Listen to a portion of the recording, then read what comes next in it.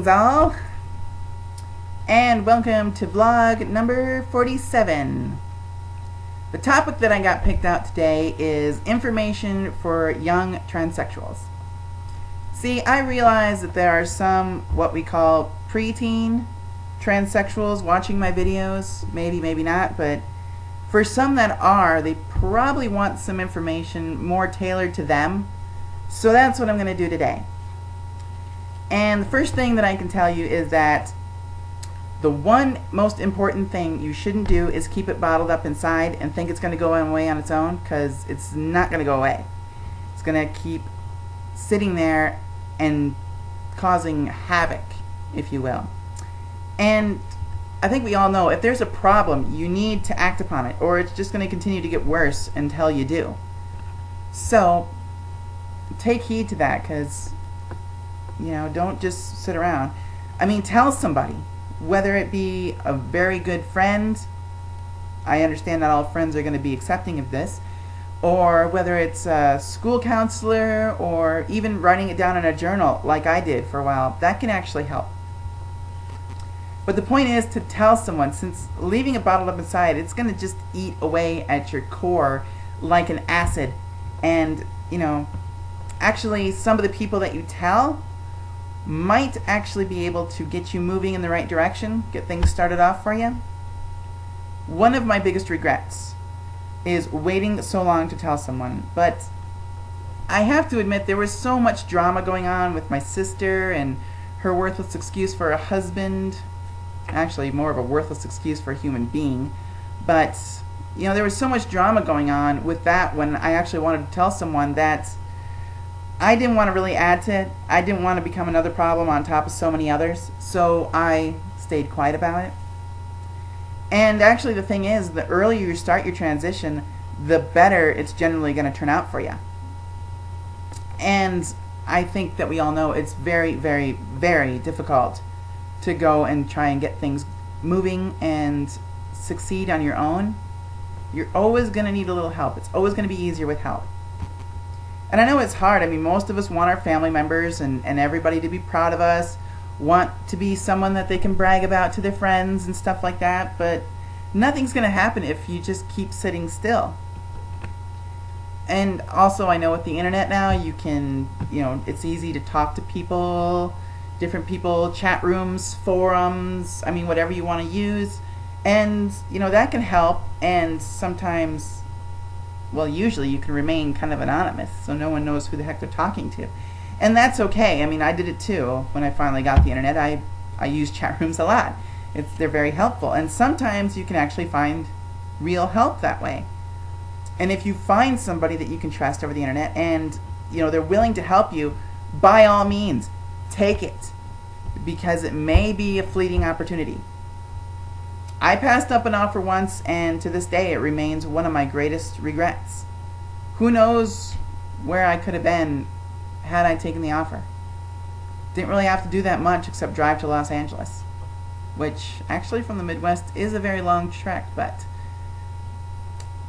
I was not too far from there. Anyway, another thing that you shouldn't do is bury yourself in a persona that isn't you. Pretending to be someone that you aren't makes your whole life like a living movie, and pretty much a living hell. I don't think anyone wants to go through life just pretending to be someone that they aren't, and just doing what's expected of them, just doing what a director pretty much tells you to do. I mean, living like that really isn't living at all. That's just merely existing. And that sucks. And for the male to female transsexuals out there, I mean, don't try to become a man among men and think that it's going to solve anything, because it's not. The problem is still going to be there. And for the female to males, don't think that becoming hyper feminine is going to solve anything either. You can wear dresses 24/7 and you're still going to have the problem inside of your body. Still going to be in the core. Still going to be up here. And lastly, don't try to distract yourself from the problem with side things. I mean, I tried for so long with video games first, and then, kind of writing short stories and notebooks, and then I moved on to extreme sports, and now my little obsession with computers.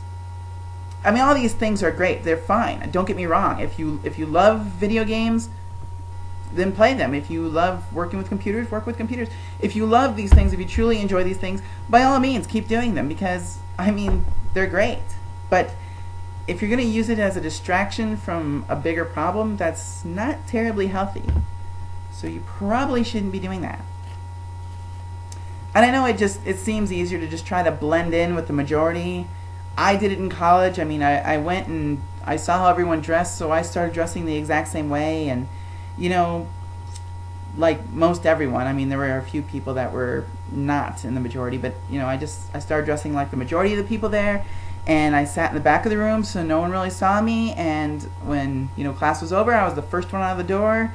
Just tried to be like everyone else and not talk to anyone, be a shadow and in the mist, whatever.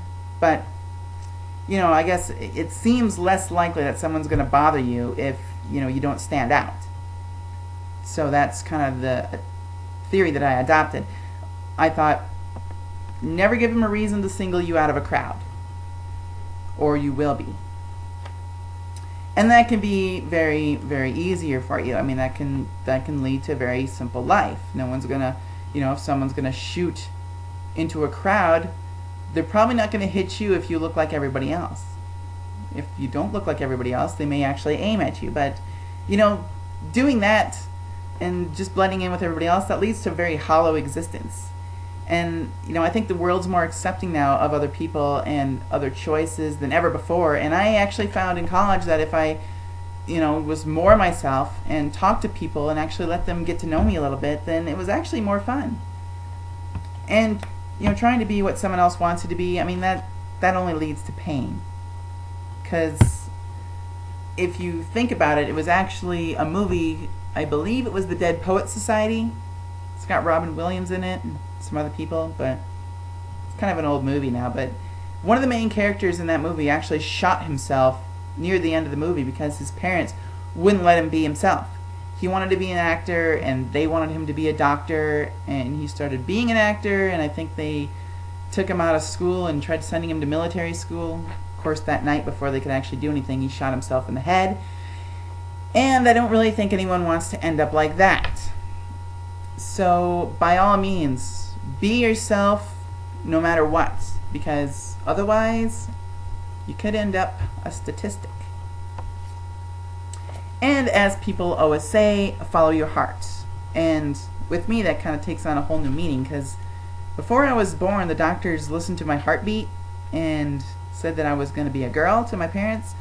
I guess girls have a faster heartbeat than boys in the womb or something like that. So they had a girl's name all picked out for me, and they had, you know, they were washing my sister's old baby clothes so I'd have something to wear. And then I came out and everybody was sorely disappointed. And in the end, it was me more than anybody else. But anyway, yeah, follow your heart. I know it sounds like bullshit most of the time, but it's actually true. You have to follow your heart, or it's going to lead to sorrow. So that's what you really have to do. Follow your heart. And I guess that's really all I have to say for right now. I hope that's helpful to anyone who's actually watching and wanting the advice. But, you know, all I can do is try. So I hope it's helpful, and if it's not, I'm deeply, deeply sorry. So anyway, I will see everybody next week. Take care, and thanks for watching. Bye-bye.